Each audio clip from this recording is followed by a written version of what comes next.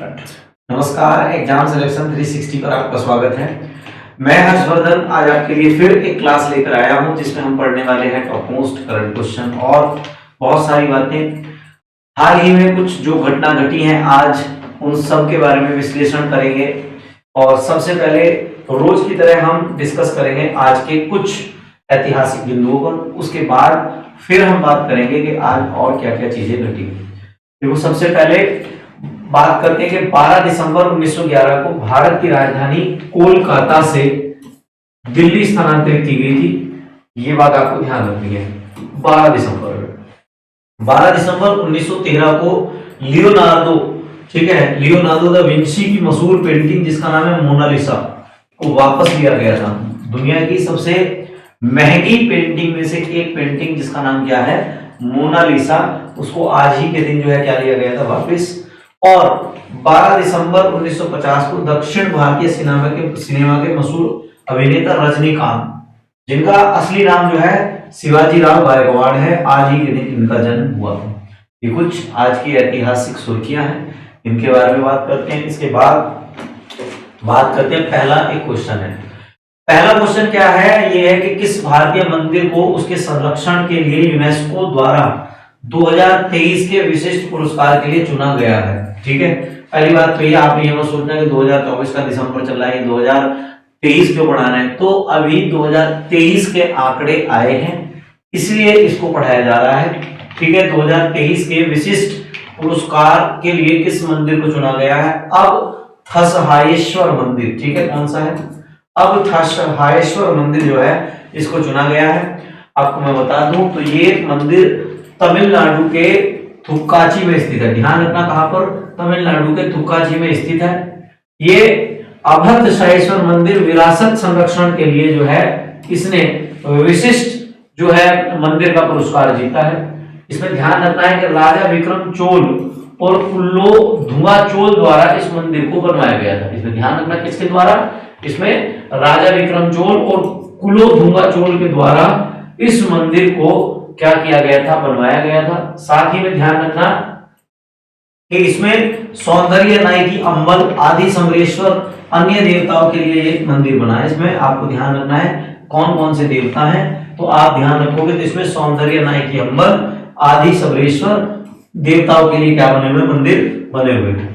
सितंबर 2023 में कुंभाभिषेकम पूरा करते हुए पारंपरिक आधुनिक संरक्षण विधियों का उपयोग करके मंदिर का जीर्णोद्धार किया गया है। ध्यान रखना कि इसमें 2023 में कुंभाभिषेकम ये शब्द आपको पूछा जा सकता है। मैंने आपको बताया भी है कि जिस शब्द के बाद में मैं लगा होता है वो सारे के सारे मंदिर, नृत्य अगर आपसे पूछे जाए कहां के, तो वो सब तमिलनाडु के होते हैं। ठीक है, तो आधुनिक संरक्षण विधियों का उपयोग करके मंदिर का क्या किया गया है, इसमें जीर्णोद्धार किया गया है। और तमिलनाडु के सीएम ने प्राचीन मंदिरों के जीर्णोद्धार के लिए हर साल 100 करोड़ रुपए खर्च किए हैं। ये बात ध्यान रखना, मंदिरों के जीर्णोद्धार के लिए क्या किए हैं, 100 करोड़ रुपए खर्च किए हैं। ये ध्यान रखने वाली बात है।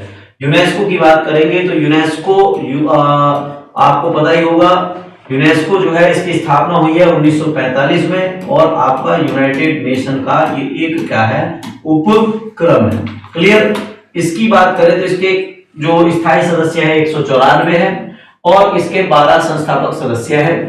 इसके अलावा बात करेंगे इसके प्रमुख कौन है, तो आंद्रे ओजोले जो है वो क्या है, इसके यूएन के जो है यूनेस्को के अध्यक्ष हैं। ठीक है, ये बात आपको ध्यान रखनी है, आंद्रे ओजेले जो है वो क्या है, इसके अध्यक्ष। अगला दूसरा क्वेश्चन क्या है, दूसरा क्वेश्चन में आपको दिख रहा होगा बड़े बड़े फॉर्म में लिखा हुआ है गूगल। तो गूगल से क्या क्वेश्चन है कि किस संगठन ने मौसम की भविष्यवाणी के लिए जेनकास्ट नामक एआई मॉडल लॉन्च किया है। दरअसल क्या है, आपको पता है कि हर आदमी, कोई भी छोटे से छोटा बच्चा, बड़े से बड़ा व्यक्ति, कोई भी हो, तो उसका सबसे पहला अगर कोई भी काम करता है तो दुनिया का सबसे बड़ा सर्च इंजन गूगल पे वो क्या करता है, टाइप करता है।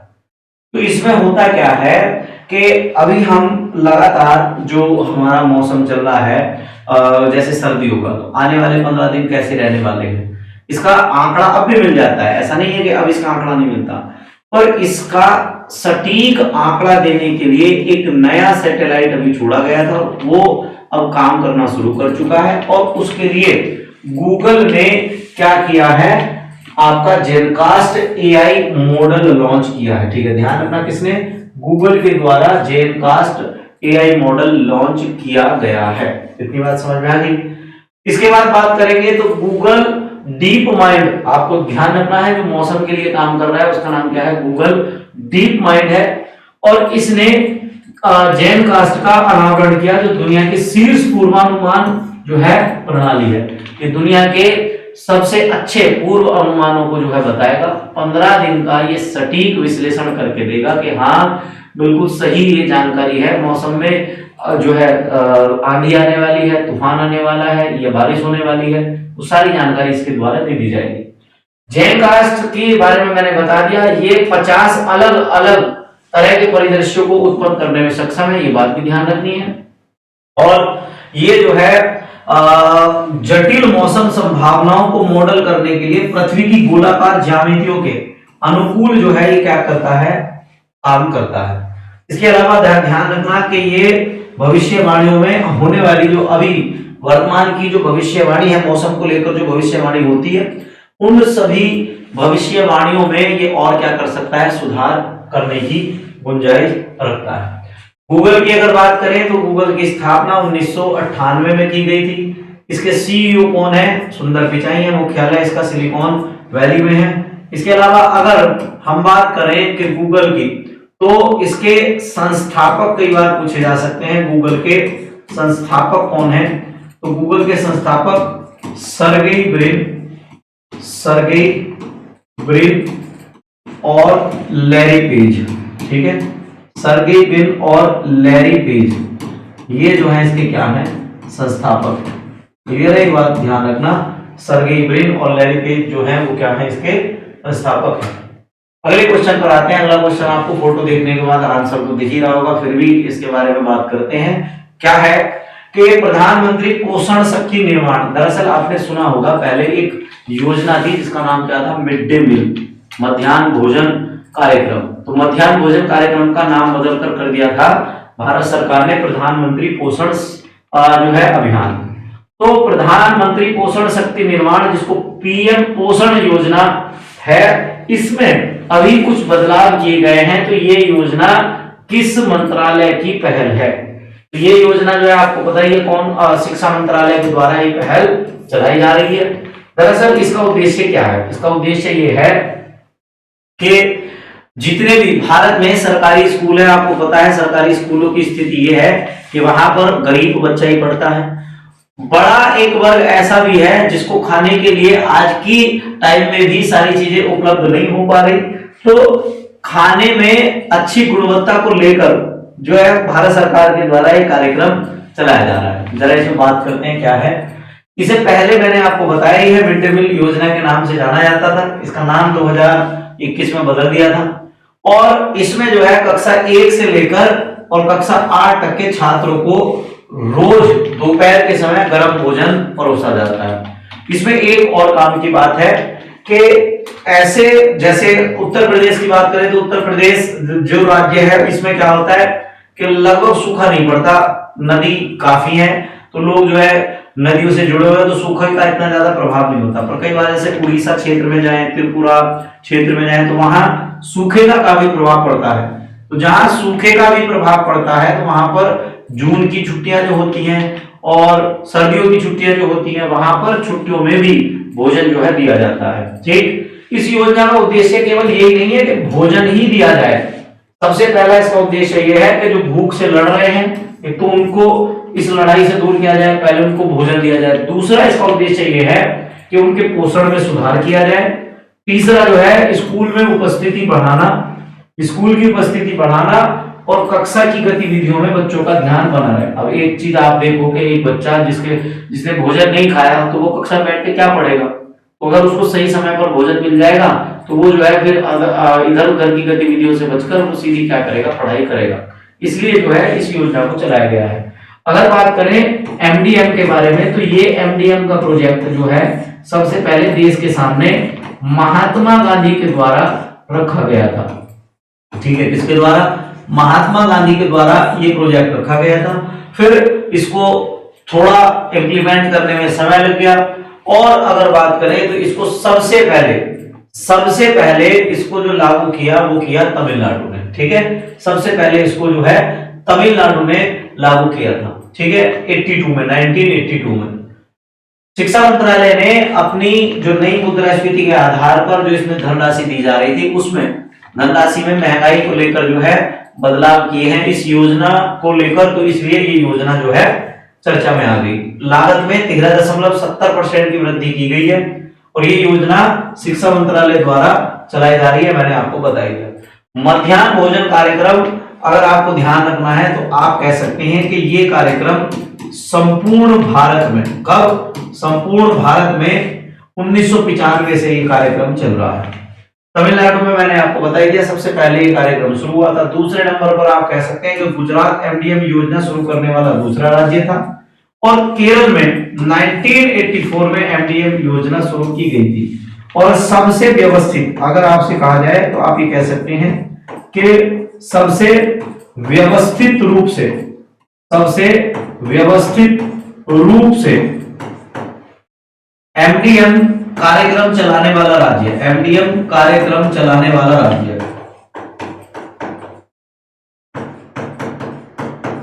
वो है आपका केरल। कौन सा है? एमडीएम सबसे अच्छा जो प्रयोग में ला रहा है वो है केरल।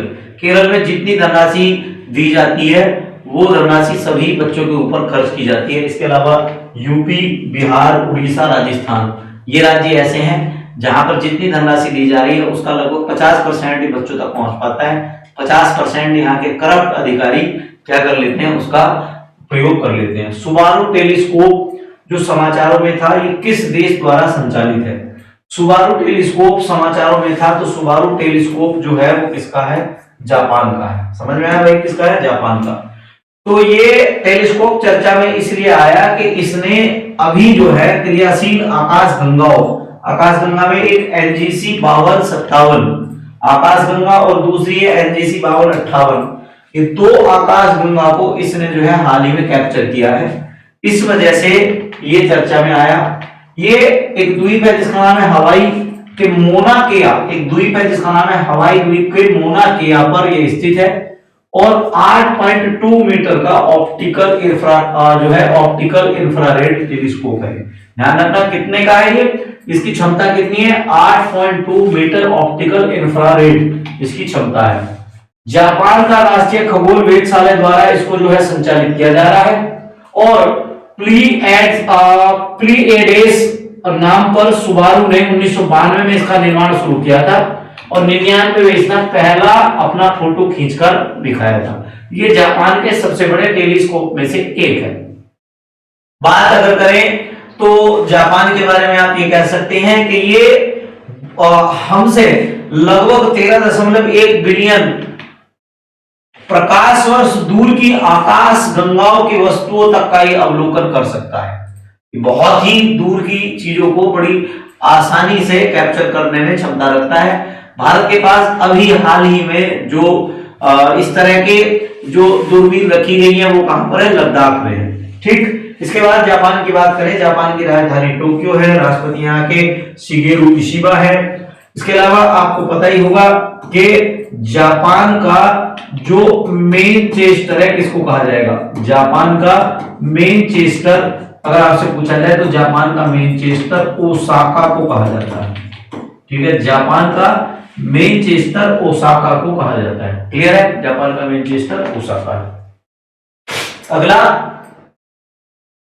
दरअसल एक टाइगर रिजर्व है जिसका नाम है पीलीभीत टाइगर रिजर्व। पीलीभीत एक जिला है जो उत्तर प्रदेश में है। चर्चा में ये क्यों आया? क्योंकि आपको पता है कोई भी टाइगर जो रिजर्व होता है उसमें एक जोन होता है जिसका नाम होता है बफर जोन, और बफर जोन जो है वो ऐसा एरिया होता है जहां पर कोई भी व्यक्ति किसी भी तरह की मानव गतिविधि को पूरी तरह प्रतिबंधित किया जाता है। अब यहाँ क्या है बफर जोन की अगर बात करें तो यहाँ हाल ही में बफर जोन में एक बीजेपी के नेता थे, वहां मानव के जाने पर प्रतिबंध है, पर उन्होंने क्या कर दिया, अपने आप तो गए अपने साथियों के साथ वहां पर अपनी फॉर्च्यूनर गाड़ी दौड़ा दी और जितना भी जो बफर जोन था उस बफर जोन में सारे में जो है सारे जो वैज्ञानिकों ने जितना रिसर्च कर रखा था सबको तोड़ फोड़ के बराबर कर दिया। तो उसके बाद वहां उस मंत्री के लड़के पर और उसके साथियों पर किसी भी तरह की कोई कार्रवाई नहीं की गई। उसका कारण यह है कि वो मंत्री बीजेपी का था और लड़का जो है उसने किया है तो उन्होंने बोल दिया कि ये गलती से हो गया, इसको इसकी जानकारी नहीं थी। तो पर ये मामला चर्चा में आ गया, क्या भारत के टाइगर रिजर्व के बफर जोन में फिर इसका मतलब कोई भी व्यक्ति जा सकता है और बाद में वो ये कह सकता है कि हमें इस चीज की जानकारी नहीं थी। तो इसमें सबसे पहले आप देखें तो इसमें आपको मैंने बता दिया कि इसकी वीडियो के जांच के आदेश अभी दिए गए हैं। ये पीलीभीत अगर रिजर्व की बात करें टाइगर रिजर्व की तो ये बहराइच, लखीमपुर खीरी और पीलीभीत इन तीनों जिलों की सीमाओं पर जो है ये है। इसके अलावा यहां से एक सबसे फेमस नदी बहती है गोमती नदी। आपको पता होगा कि लखनऊ जो शहर है वो गोमती नदी के किनारे पर ही है और गोमती नदी फुलहर झील है एक आपकी फुलहर झील से गोमती नदी का क्या होता है निर्माण होता है। इसके अलावा शारदा सागर बांध, इसके अलावा और बात करें तो खन्नोट और चूका और शारदा ये छोटी नदियां भी इस टाइगर रिजर्व से होकर बहती हैं। ये नदियों के हिसाब से भी और टाइगर के हिसाब से भी उत्तर प्रदेश का सबसे महत्वपूर्ण टाइगर रिजर्व में से एक है। सागौन के वृक्ष यहाँ पर मुख्यतः पाए जाते हैं और इनकी संख्या ज्यादा होने की वजह से कई बार इसमें कई बार जो है मानव और शेर संघर्ष देखने को भी मिलता है, क्योंकि यहाँ लोग सागौन के वृक्ष की चोरी करने के उद्देश्य से कई बार जाते हैं और उनका सामना शेर से हो जाता है। तो कई बार घटनाएं आई हैं कि शेरों ने उन लकड़ी के तस्करों को मार गिराया। झारखंड विधानसभा का अध्यक्ष किसे चुना गया? देखो अगर बात करें ओम बिरला तो ये आपके लोकसभा के अध्यक्ष है। किसके? लोकसभा के अध्यक्ष है। इसके अलावा सतीश महाना की अगर बात करें तो ये उत्तर प्रदेश विधान सभा के अध्यक्ष है। राहुल नार्वेकर की अगर बात करें तो ये हाल ही में महाराष्ट्र, किसके? महाराष्ट्र विधानसभा के क्या बने हैं? अध्यक्ष बने हैं। तो आंसर आ गया झारखंड की विधानसभा के अध्यक्ष कौन है? रविंद्रनाथ महतो। ठीक है, रविंद्रनाथ महतो जो है झारखंड विधानसभा के अध्यक्ष बने हैं। इसमें ध्यान रखना है तो झारखंड की स्थापना अगर आपसे पूछी जाए कब हुई है तो झारखंड की स्थापना सन 2000 में हुई है। कब हुई है झारखंड की स्थापना? सन 2000 में। राज्य पशु है हाथी, राज्य वृक्ष है साल, राज्य पुष्प है पलाश, राज्य पक्षी है कोयल, राज्य खेल है यहाँ का हॉकी और राज्य नृत्य की अगर बात करें तो राज्य नृत्य है यहाँ का झूमर। घूमर नहीं है, घूमर राजस्थान का है, झूमर झारखंड का है। और मिठाई यहाँ की क्या है? दुधोरी। यहाँ की राजकीय मिठाई क्या है? राजकीय मिठाई है दुधोरी। ठीक, अगले क्वेश्चन पर आते हैं। तो किस देश की प्रतिष्ठित राइस वाइन, चावल से बनने वाली शराब, बहुत ही फेमस शराब है, दुनिया की है। तो राइस वाइन जिसका नाम क्या है? साके। राइस वाइन है जिसका नाम क्या है? साके को आधिकारिक तौर पर यूनेस्को द्वारा मानवता की अमूर्त सांस्कृतिक विरासत के हिस्से के रूप में मान्यता दी गई है। तो ये किस देश की राइस वाइन है? समझ में आ गया क्वेश्चन? तो अगर बात करें तो ये जापान की, किसकी? जापान की ये प्रसिद्ध राइस वाइन है और यूनेस्को की विश्व धरोहर सूची में इसको शामिल किया गया है। बात करते हैं राइस वाइन के बारे में। ये एक प्रकार का मादक पेय पदार्थ है और ये चावल के दानों की बाहरी परत, जो चावल के छिलके होते हैं, चावल के छिलकों को किण्वित या हम कह सकते हैं फर्मेंट करके इसका निर्माण किया जाता है। साथ ही में इसमें अगर कहा जाए तो साके को ये माना जाता है कि ये जापान का राष्ट्रीय पेय पदार्थ है। जापान का राष्ट्रीय पेय पदार्थ साके है। वहां पर जापान की अगर बात करें तो जापान में त्योहारों में और इसके अलावा जो खुशी होती है किसी की या कोई बहुत ही ज्यादा बड़ा उत्सव होता है उसी दौरान इसका उपयोग किया जाता है और दुनिया भर में शराब पी जाती है ठंडी करके। साके एकमात्र ऐसी शराब है जिसको गर्म करके पिया जाता है, ये भी इसको अलग दुनिया की शराब बनाती है। इसके अलावा अगर बात करें तो इसमें कई बार पूछा जा सकता है कि इसके एक तोकुरी नामक एक चीन की बोतल होती है, चीनी की बोतल, तोकुरी जो बोतल होती है उसमें इसको रखा जाता है। और इसके अलावा इसमें जो प्याले होते हैं उन प्यालों को साकाजुकी कहा जाता है।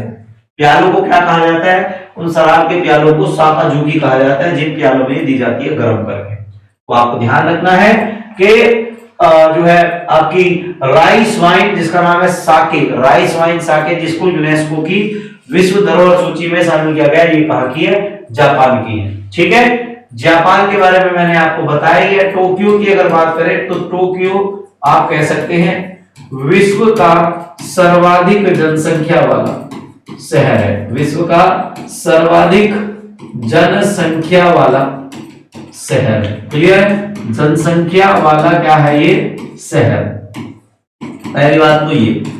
दूसरी बात ये विश्व का सर्वाधिक जनसंख्या वाला शहर है। इसके अलावा अगर और बात करें तो इसमें आप ये कह सकते हैं कि जापान में प्रमुख द्वीप हैं कौन कौन से? होन्शु, होक्काइडो, ठीक है, होन्शु, होक्काइडो और क्योटो।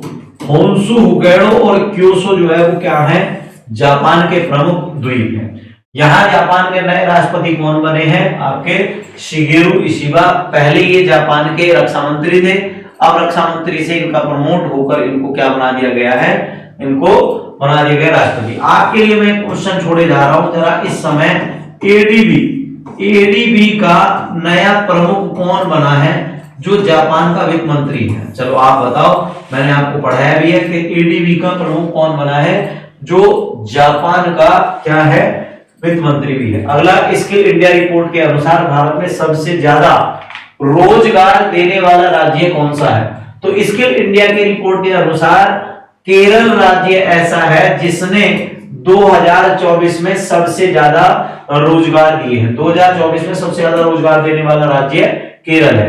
केरल रोजगार क्षमता में इसने अपने प्रदर्शन के आधार पर 5वीं रैंकिंग प्राप्त की है।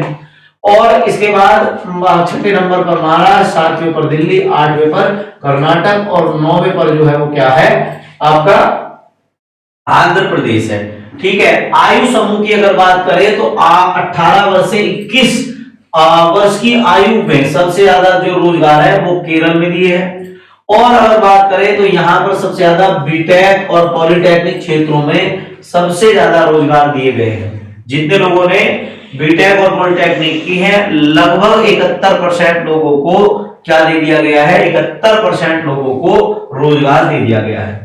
इसके अलावा यहाँ जो है बाहर के लोग भी केरल में काम करने के लिए आ रहे हैं, क्योंकि केरल में ऐसा माना जाता है कि प्रदूषण की समस्या अन्य राज्यों की अपेक्षा कम है, लिटरेसी रेट सबसे ज्यादा है। इसके अलावा भारत का सर्वाधिक लिंगानुपात केरल में है। आपको पता होगा केरल के वर्तमान के मुख्यमंत्री पिनरई विजयन, और यहाँ के अगर गवर्नर की बात करें तो आरिफ मोहम्मद खान है। कौन है? आरिफ मोहम्मद खान। क्लियर? केरल की रोजगार दर इस समय भारत में सबसे ज्यादा है। केरल में 71% लोगों के पास रोजगार है। ठीक है, इसके बाद आते हैं नेक्स्ट, बीसीसीआई के कार्यवाहक सचिव नियुक्त किए गए हैं। देखो, जय साहा की अगर बात करें तो जय साहा आईसीसी के दिसंबर में जो है क्या बने हैं? चेयरमैन बने हैं। इसके बाद आपको ये वाली बात क्लियर हो गई। अगर बात करें रोजर बिन्नी की तो ये इस समय बीसीसीआई के क्या है? अध्यक्ष हैं। ठीक है, ये क्या है? अध्यक्ष है। अनिल कुंबले भारतीय टीम के जो है पूर्व कोच और खिलाड़ी हैं।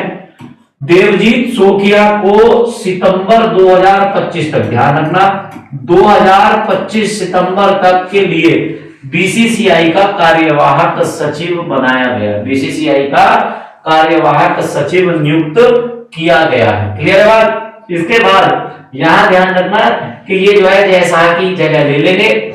और बीसीसीआई की अगर बात करें तो इसको कहा जाएगा भारतीय क्रिकेट कंट्रोल बोर्ड, या आप इसको ऐसे कह सकते हैं, इसको छोड़ो, बीसीसीआई को ही रहने दो। इसमें कल मैंने एक आईसीसी बताया था, जरा इस आईसीसी का जरा हेडक्वार्टर बताओ कि अरब देश में कौन से वाले में। ठीक है, बीसीसीआई के हेडक्वार्टर के बारे में आप जानते ही हैं कि बीसीसीआई का हेडक्वार्टर मुंबई में है, इसकी स्थापना 1928 में हुई थी। और आईसीसी के हेडक्वार्टर के बारे में बताओ कि आईसीसी का हेडक्वार्टर कहां पर है। आंसर आ जाएगा इसका, आईसीसी का हेडक्वार्टर हो जाएगा दुबई में। कहां पर है आईसीसी का हेडक्वार्टर? दुबई में। अगली बात करते हैं, लास्ट क्वेश्चन है आज का। सीरिया में आपको पता ही है बड़ी दिक्कतें चल रही हैं। सीरिया में भी तख्ता पलट हुआ था। सीरिया के जो पूर्व राष्ट्रपति थे जिनका नाम था असद, ठीक है, यहां आप ये कह सकते हैं सीरिया के पूर्व राष्ट्रपति जिनका नाम था असद, पूर्व राष्ट्रपति की क्या हो चुकी है, तख्ता पलट हो चुका है। और ये जो है कहां चले गए? रूस। खास बात यह है कि इनके पास 80 टन सोना था। कितने टन? 80 टन सोना था। तो इनको कोई खास फर्क पड़ा नहीं है, जिससे जो है ये अपना आराम से, ऐसो आराम से जिंदगी जो है रूस में बिताएंगे। अब अगली बात करें मसूद पेजेशियन की, तो आप समझते ही हैं कि ये कहां के? ईरान के। ईरान के जो है ये क्या है? ईरान के राष्ट्रपति हैं। क्लियर है? ईरान के अगर बात करें अब्दुल लतीफ राशिद, तो ये जो है इराक के हैं। ये इराक के राष्ट्रपति हैं। ये कहां के? इराक के राष्ट्रपति हैं। और बात आई बस तो सीरिया के नए अंतरिम प्रधानमंत्री मोहम्मद अल बशीर को चुना गया है। ठीक है, किसको चुना गया है? मोहम्मद अल बशीर। ये ध्यान रखना, मोहम्मद अल बशीर को क्या चुना गया है? सीरिया का नया प्रधानमंत्री। दरअसल बात करते हैं तो इनका जन्म जो है 1986 में इदलिब में जो है हुआ है। और ये इंजीनियरिंग, कानून और प्रशासन में इनके पास जो है डिग्री है। काफी नॉलेज वाले व्यक्ति हैं। ऐसा माना जाता है कि पिछले 12 सालों से जो सीरिया में आंदोलन चल रहा था, उन आंदोलनों में इन्होंने बढ़ चढ़कर हिस्सा लिया और सीरिया में साल्वेशन सरकार का नेतृत्व करने के लिए ये जाने जाते हैं। लास्ट जो 12 दिन से जो हमले हुए हैं, उन हमलों में इनकी एक बड़ी भूमिका रही है, जिस वजह से इनको जो है नया प्रधानमंत्री बनाया गया है। और असद को देश से भगाने में भी इनकी बड़ी भूमिका रही है, इसलिए ये फेमस व्यक्ति हो गए। क्लियर है भैया? यहां तक आपने चीजें पढ़ी हैं। आज कल हम और चीजें पढ़ेंगे। नई क्लास में बहुत सारी चीजें और आने वाली हैं। डेली हमसे जुड़े रहिए। और इसके अलावा नेक्स्ट आपको अलग अलग टीचर के द्वारा जो है, अब जो एमसीक्यू जो अभी हाल ही में एएलपी टेक्नीशियन वाली जो पेपर हुए हैं ना, उनके सारे सॉल्यूशन मैं लेकर आऊंगा। अभी थोड़े दिन में 2 से 3 दिन बाद आपके सामने सारे के सारे क्वेश्चन एक मैराथन क्लास में सॉल्व करा दिए जाएंगे, जिससे आने वाली जो एग्जाम है, जैसे एसएससी जीडी है, इसके अलावा रेलवे के और एग्जाम है, उसमें आपको काफी सारी मदद मिलेगी। तो आज अपनी बात को यहीं विराम देते हैं। मिलते हैं फिर कल।